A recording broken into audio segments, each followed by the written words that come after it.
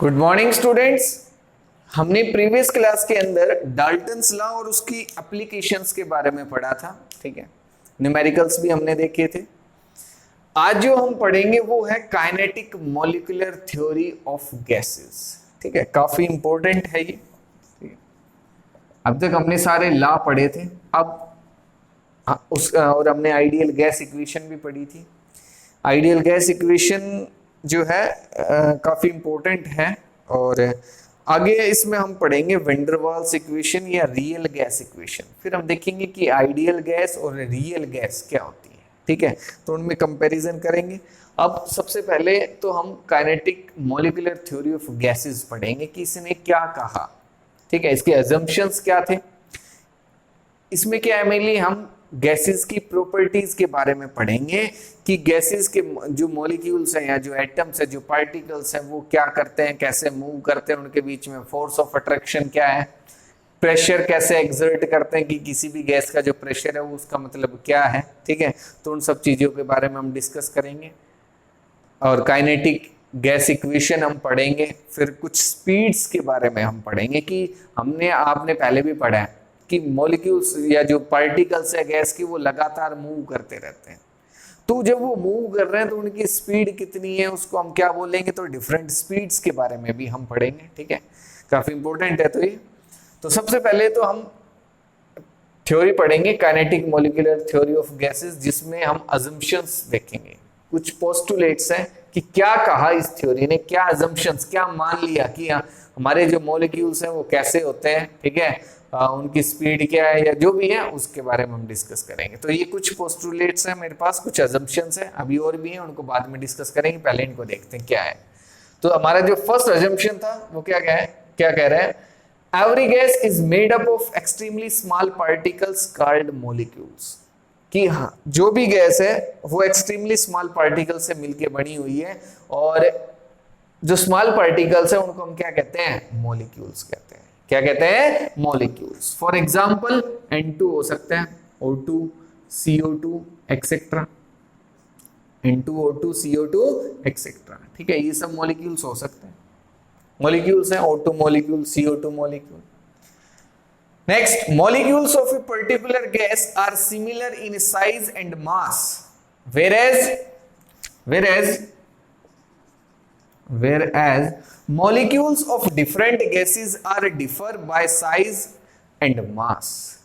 कि किसी भी पर्टिकुलर गैस के जो मॉलिक्यूल्स हैं, कि मैंने 100 मॉलिक्यूल्स लिए एक गैस के, सपोज करो N2 के, नाइट्रोजन के मैंने 100 मॉलिक्यूल्स ले लिए, तो 100 के 100 मॉलिक्यूल्स का जो साइज है या जो मास है वो सेम रहेगा, सिमिलर रहेगा, एक जैसा रहेगा, कोई डिफरेंस नहीं मिलेगा।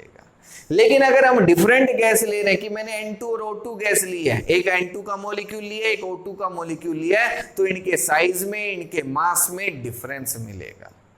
ठीक है, तो पर्टिकुलर गैस के मॉलिक्यूल सेम होते हैं, डिफरेंट गैसेस के मॉलिक्यूल्स क्या होंगे, डिफरेंट होंगे।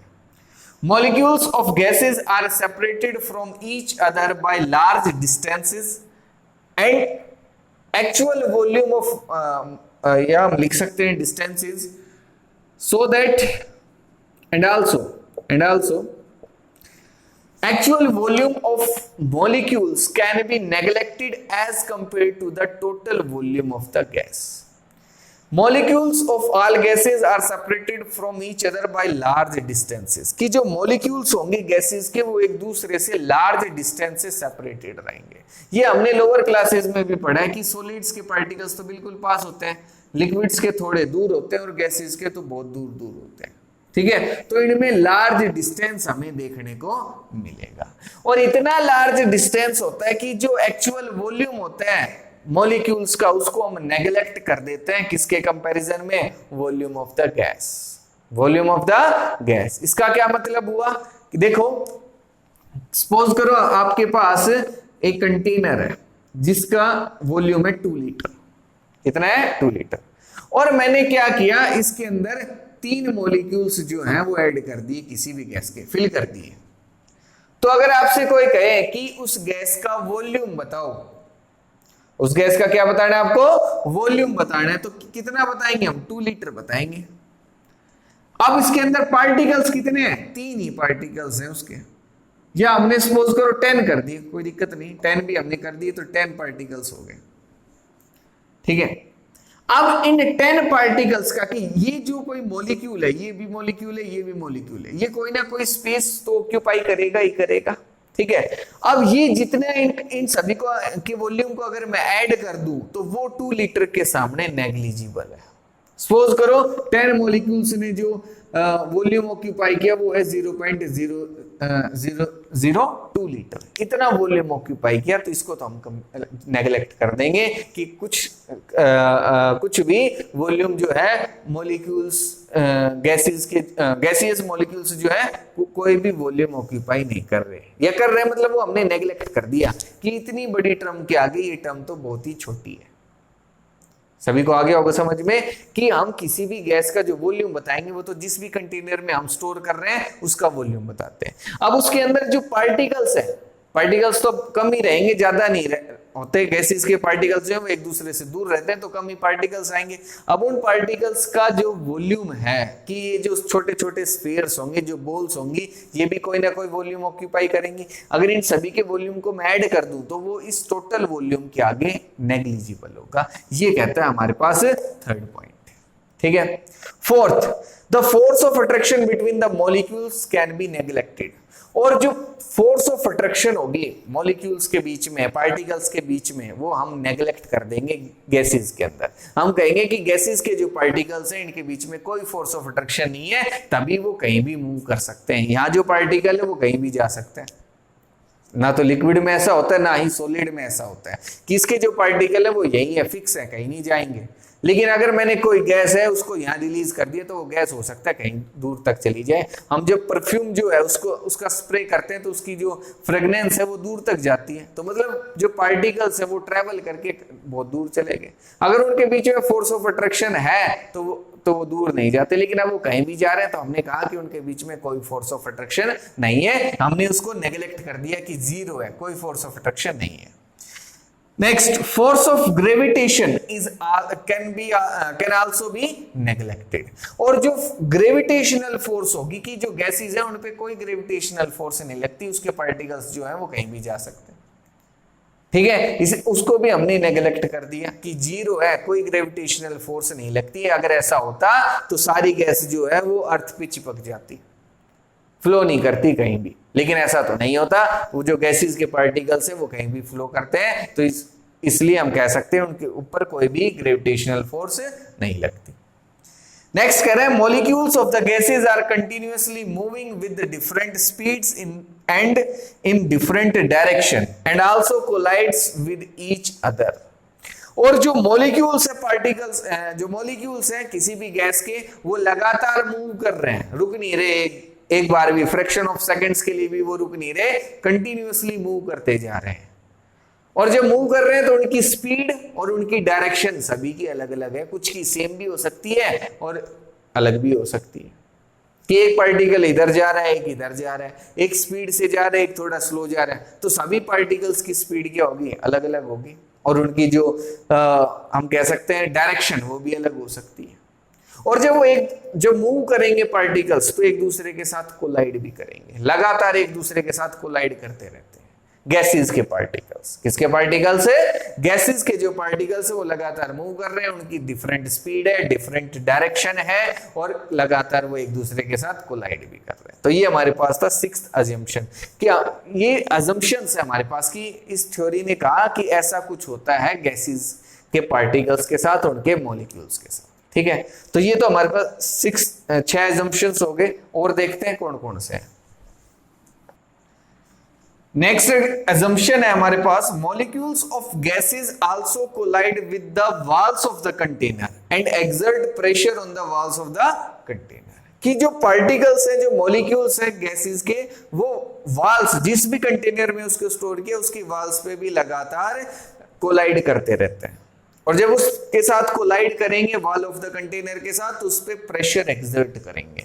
जितने ज्यादा मॉलिक्यूल्स कोलाइड करेंगे उतना ही ज्यादा प्रेशर एक्सर्ट करेंगे on the wall of the container, ठीक है। तो जो प्रेशर है वो हर कंटेनर का अलग अलग एक कैपेसिटी होती है कि इस कैपेसिटी तक वो प्रेशर को होल्ड करके रख सकता है। हम देखते हैं कि आपने सुना है कि सिलेंडर जो है वो ब्लास्ट हो जाते हैं, वो इसी वजह से होते हैं कि उनके अंदर प्रेशर ज्यादा हो जाता है, जो वाल्स हैं सिलेंडर की वो उसको होल्ड नहीं कर सकती उस प्रेशर को, तो वो ब्लास्ट हो जाता है। ठीक है, तो जब प्रेशर एक्सर्ट करेंगे, जब मॉलिक्यूल्स जो है स्ट्राइक करेंगे वाल्स पे, तो वो प्रेशर एक्सर्ट करते हैं। ठीक है, क्या एक्सर्ट करते हैं? प्रेशर। तो उसी को हम प्रेशर ऑफ द गैस बोलते हैं कि उसने कितना प्रेशर एक्सर्ट किया है on the walls of the container. Next, molecules of the gases are suppose to be perfectly elastic hard spheres. और जो मॉलिक्यूल्स हम मान रहे हैं गैसेस का, हमने मान लिया कि वो परफेक्टली हार्ड स्फीयर्स हैं। कैसे स्फीयर्स हैं? हार्ड स्फीयर्स हैं, वो प्रेस नहीं कर सकते हम उनको, या वो जब स्ट्राइक करेंगे तो ऐसा नहीं है कि उनमें कोई बैंड आ जाएगा या उनकी जो शेप है वो चेंज हो जाएगी, ऐसा नहीं है, बिल्कुल एक हार्ड बॉल की तरह, जैसे मार्बल्स होते हैं वैसा है। ठीक है, नेक्स्ट कह रहे हैं during collisions there is no loss of heat takes place and it may be transferred from one molecule to another।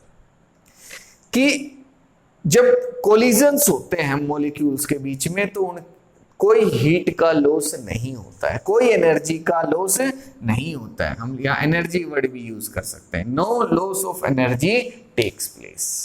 ठीक है, but it may be transferred from one molecule to another, but ये एक molecule से दूसरे molecule में transfer हो सकती है। But it may be transferred from one molecule to another.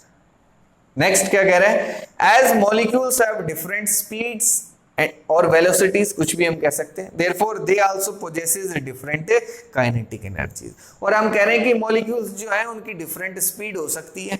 जब डिफरेंट स्पीड होगी तो इसका मतलब उनकी जो काइनेटिक एनर्जी है वो भी क्या होगी? डिफरेंट होगी, अलग अलग होगी। ठीक है, तो ये हमारे पास अजम्पशंस थे, बिल्कुल आसान है। ठीक है, आप इनको पढ़ने से ही आपको समझ में आ जाएंगे। अगर अब भी किसी स्टूडेंट को कोई भी डाउट रहे तो वो मेरे से पूछ सकता है। ठीक है, तो ये तो बात होगी अजम्पशंस की। अब हम पढ़ेंगे काइनेटिक गैस इक्वेशन, वो क्या है उसको देखते हैं। हम पढ़ेंगे काइनेटिक गैस इक्वेशन। क्या पढ़ेंगे? काइनेटिक गैस इक्वेशन, जो हमारे पास होगी PV is equal to half MnC square. क्या होगी? PV is equal to half MnC square. ये हमारे पास हो गई काइनेटिक गैस इक्वेशन। ठीक है, जहां P क्या है? Pressure of the gas, pressure of the gas, कि गैस कितना प्रेशर एक्सर्ट कर रही है। V volume of the gas, volume of the gas. M mass of the molecules, mass of the one molecule, mass of one molecule of gas, of the gas. ठीक है, N number of, total number of molecules of the gas, total number of molecules of the gas। ठीक है, कि gas के कितने molecules हैं वो है। C root mean square speed, root mean square speed. ठीक है, या velocity, root mean square velocity, C है हमारे पास। अब ये क्या होती है इसको हम आगे पढ़ेंगे, लेकिन ये हमारे पास है काइनेटिक गैस इक्वेशन। क्या है? काइनेटिक गैस इक्वेशन, जिसमें PV is equal to half MnC square होता है। ठीक है, ये मैंने बता दिया। M क्या है, N क्या है, C क्या है? C क्या है? Root mean square speed. अब इसको कैसे निकालेंगे, क्या होती है रूट मीन स्क्वायर स्पीड, वो देखते हैं। हमारे पास डिफरेंट स्पीड हो सकती हैं, तो एक है उसमें से रूट मीन स्क्वायर स्पीड। ठीक है, और स्पीड्स जो है उनको हम आगे देखेंगे कौन कौन से हो सकती हैं, लेकिन सबसे पहले इसको देखते हैं। रूट मीन स्क्वायर स्पीड हमारे पास है क्या होगी? तो देखो, हमने सपोज किया late N1 molecules have V1 speed या V1 वेलोसिटी, हम कुछ भी कह सकते हैं। ठीक है, N2 molecules have V2 velocities, N3 molecules have V3 velocities। मतलब 10 मॉलिक्यूल्स है, उनकी स्पीड V1 है, 20 की V2 है और 30 की V3 है, या मतलब कोई भी ये नंबर हो सकता है और ये स्पीड जो है हमारे पास अलग अलग है, ठीक है। तो अब देखो काइनेटिक एनर्जी, जो टोटल काइनेटिक एनर्जी हम फाइंड आउट करेंगे, ठीक है, इसको हम K से रिप्रेजेंट कर लेते हैं कि E, ठीक है। टोटल काइनेटिक एनर्जी है क्या हमारे पास, टोटल काइनेटिक एनर्जी, ये किसके इक्वल होगी, सभी की काइनेटिक एनर्जीज की हमारे पास KE1, KE2, KE3 and so on, ठीक है। इसको KE लिख लो, जो टोटल काइनेटिक एनर्जी है हमारे पास, ठीक है। KE1 kinetic energy first, second, third, fourth, इस तरीके से कि N1 मॉलिक्यूल्स की काइनेटिक एनर्जी, N2 की, N3 की एंड सो ऑन। तो ये हमारे पास कितनी आएगी, हाफ mv² होती है, ठीक है। काइनेटिक एनर्जी का फॉर्मूला क्या होता है, हाफ mv², ठीक है, हाफ mv², एक मॉलिक्यूल के लिए होता है। किसके लिए होता है ये, एक मॉलिक्यूल के लिए होता है। लेकिन अगर हमारे पास डिफरेंट मॉलिक्यूल्स हो जाएं तो उनकी स्पीड्स जो है उनको हम कैसे लिखेंगे, तो उसके लिए हम इनको अगर n मॉलिक्यूल्स है सपोज करो, तो मैं ऐड कर सकता हूं mnv², n मॉलिक्यूल्स के लिए। ये क्या है हमारे पास, n is equal two molecules, number of molecules, number of molecules, ठीक है, नंबर ऑफ मॉलिक्यूल्स। तो मेरे पास जो फर्स्ट काइनेटिक एनर्जी है उसके अंदर जो मैं N1 मॉलिक्यूल्स के लिए काइनेटिक एनर्जी लिखूंगा तो क्या आएगा, half m N1v1², half m N1v1² की n मॉलिक्यूल्स के लिए स्पीड है। या आप इस तरीके से लिख सकते हो, अगर समझ में नहीं आ रहा तो m1v1² और ये कितने मॉलिक्यूल्स के लिए, N1 मॉलिक्यूल्स के लिए, प्लस N2 मॉलिक्यूल्स के लिए क्या स्पीड होगी, हाफ m v2², ठीक है, v2²। N3 मॉलिक्यूल्स के लिए क्या होगी, हाफ m v3², ठीक है, प्लस सो ऑन। अब इसमें से मैंने कॉमन ले लिया हाफ m, क्या कॉमन ले लिया, हाफ m जो है वो मैंने कॉमन ले लिया, क्योंकि मास जो है मॉलिक्यूल का सेम है।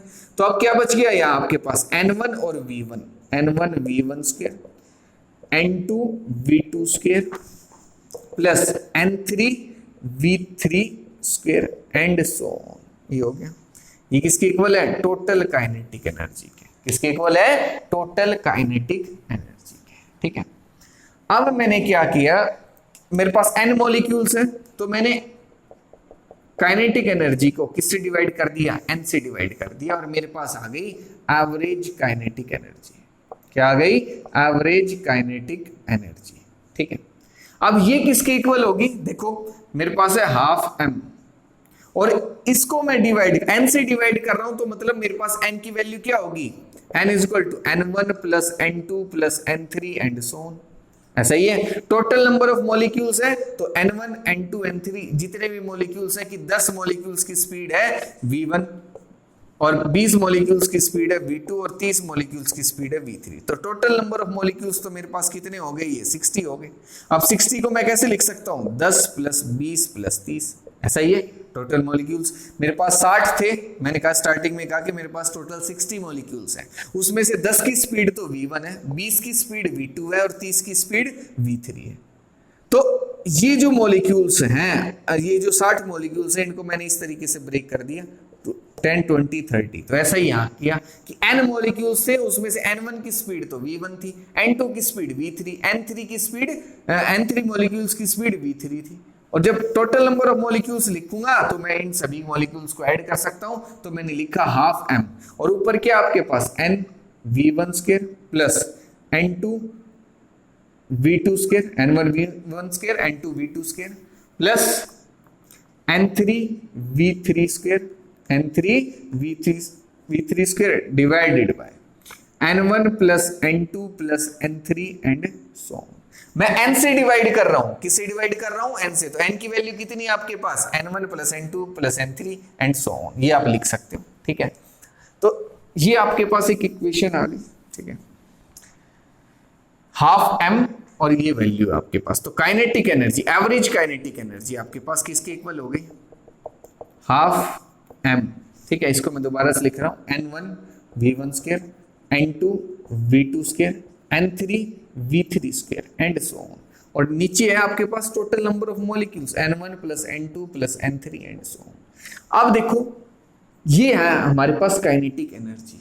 क्या है? Kinetic energy. काइनेटिक एनर्जी का तो फॉर्मूला यही होता है हाफ एम वी स्क्वायर, मतलब वी के आपके पास स्पीड होगी, वेलोसिटी होगी, तो यहाँ हाफ है, एम है, और ये जो वैल्यू है ये किसको रिप्रेजेंट करेगी? वेलोसिटी को या स्पीड को रिप्रेजेंट करेगी। तो इसको मैं लिख सकता हूं average kinetic energy, average kinetic energy is equal to half M और सी स्क्वायर। क्या लिख दिया मैंने? Half M C square,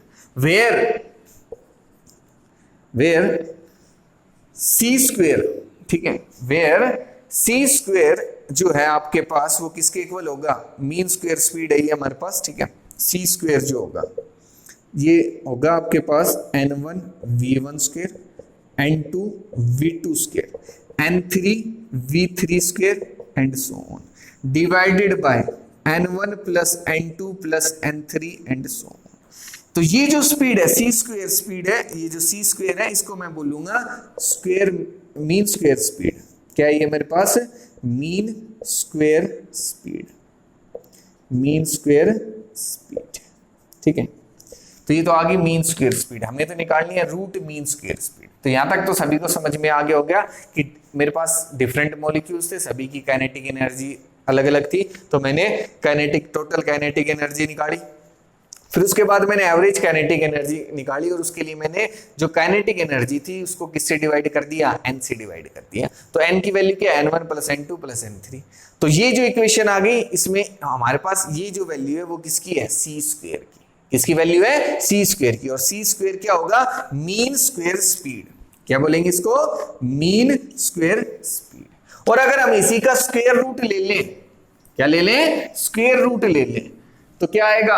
C is equal to यहां स्क्वायर रूट ले लिया तो ये इधर स्क्वायर रूट लग जाएगा N1 V1 square, N2 V2 square, N3 V3 square and so on, divided by N1 plus N2 plus N3 and so on. और ये जो स्पीड है इसको हम बोलेंगे रूट मीन स्क्वायर स्पीड।